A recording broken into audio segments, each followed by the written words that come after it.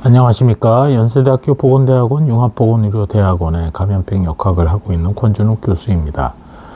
오늘은 최근에 미국에서 30개월 연령이 넘은 소, 주로 육우가 되겠죠. 그 소고기 수입을 풀어라라고 뭐 압력이 있을지 모르겠다라는 기사가 나서 그거와 관련해서 오늘은 소위 광우병 사태 기억이 생생한데, 당시 저는 질병관리본부의 방역과장이었습니다. 그래서 손석희 씨가 주도하는 100분 토론에도 출연한 적이 있었고, 뭐 그 후에 수사, 재판, 뭐 여기도 참고인으로도 참석을 했었는데, 그건 또 다른 기회에 말씀드리기로 하고, 오늘은 소위 Mad Cow Disease, 학문적으로는 TSE, Transmissible Spongiform Encephalopathy, 뇌에 그 광범위하게 뇌 조직이 파괴되고 스폰지처럼 구멍이 숭숭 뚫리는 신경성 질환에 대해서 말씀을 드리고자 합니다.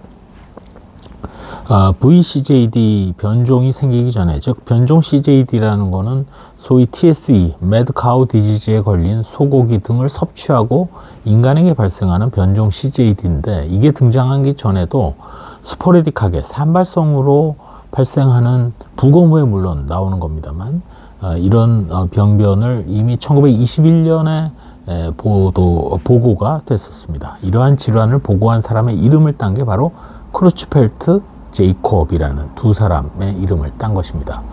유전성으로도 발생을 한다는 것이 알려진 게 1924년이었고, 또 이것이 의료 기기 등을 통해서 감염될 수 있다는 게 알려진 건 1974년이었습니다.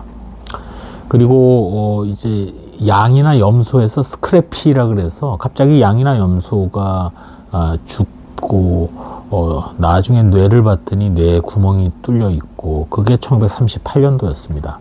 나중에 이제 추정되기는 이러한 일이 발생한 이유는 인간에 의해서입니다. 즉 사람에서 발생하는 산발성, 가족성, 의인성 이런 것들과 달리 변종 CJD는 왜 그 매드 카우 디지즈, 전염성 해면양 뇌병증에 걸린 이제 브레인 등의 이제 조직, 프리온이라는 원인 병원체가 이제 규명이 됐는데, 이게 함유된 고기를 섭취한 후에 발생한다 그러지 않았습니까?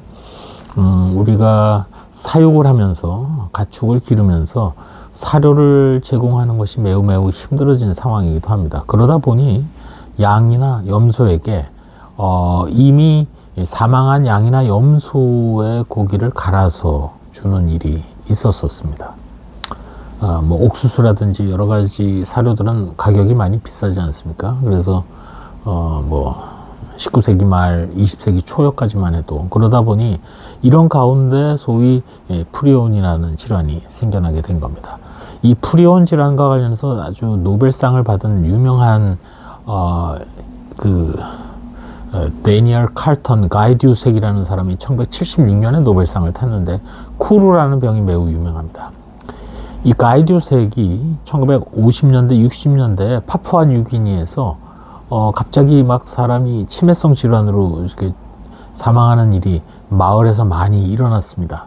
파푸아 뉴기니의 식인종인 포레족이라는 족속들 사이에서만 유독 이런 일이 많이 생겼습니다. 이 가이듀색은 파푸아 뉴기니를 방문해서 이 사람들에 대한 역학조사를 실시하니까, 이들은 어떤 풍습이 있었냐면, 가족이 죽으면 그 시체를 부족 사람들과 함께 나눠 먹는 풍습이 있었고, 그 과정에서 아무래도 뭐 산발성이든 유전성이든 크로이츠펠트 야콥병에 걸린 사람의 뇌를 섭취하는 일이 있었고, 그러면서 포레족 사이에 생긴 질병이 바로 오늘날의 변종 CJD가 된 겁니다. 이걸 규명하는 과정에서 원인 병원체인 프리온이라는 것을 스테니 프루시너 박사가 가설을 세우고, 종전 병원체와는 완전히 다르다, 그냥 단백질 조각이다, 핵산이 없는데도 증식을 하고, 그래서 이 프리온으로 이 프루시너 박사는 1997년에 노벨상을 수상을 했습니다.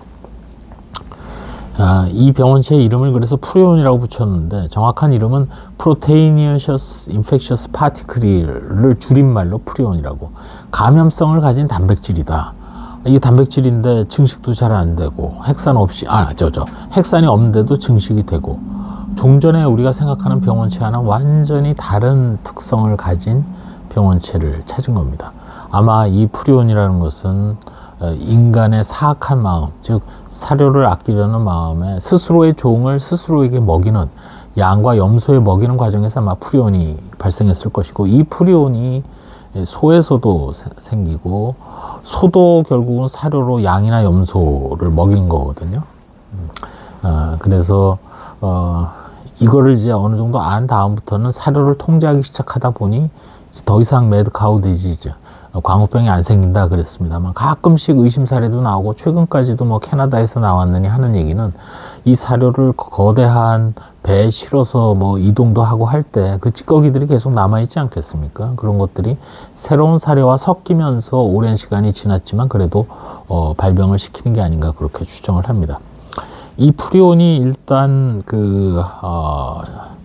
핵산 없이 증식을 한다고 말씀드렸는데, 증식하는 곳은 주로 임파선이 자리한 조직들입니다.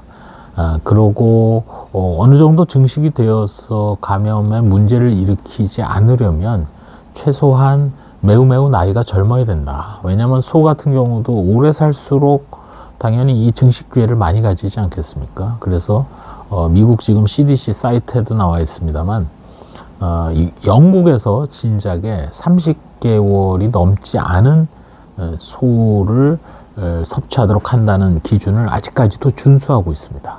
그래서 우리나라가 한미 소고기 협상을 할 때 이거를 단호하게 내세워서, 당시 그 미국산 소에 대한 불안감이 팽배했던 시기였기 때문에 이렇게 협상이 이루어진 것이고, 이거는 자기들 나라, 즉 미국의 CDC 사이트에 영국의 액션을 소개하는 게 딱 기록이 돼 있기 때문에, 이 부분은 더 이상의 어떤 에비던스, 확실하게 안전하다라고 밝혀질 때까지는 바뀌어서는 안 된다라고 생각을 합니다.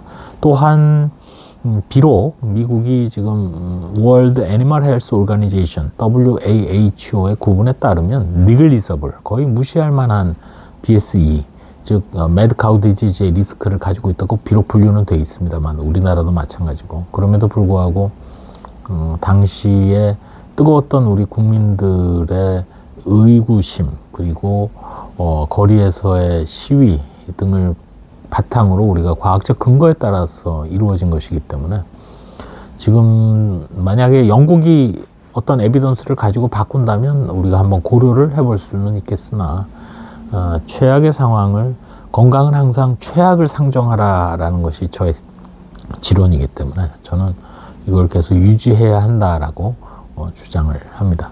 오늘은 조금 두서는 없습니다만 프리온에 대해서, 그리고 트랜스미서블 스폰지 오픈 엔세팔로패스에 대해서, 또 변종 CJD에 대해서 간략하게 설명드리면서, 미국이 우리에게 연령이 30개월령 이상 되는 소고기도 문호를 개방해라 라고 한다면 저는 반대합니다. 감사합니다.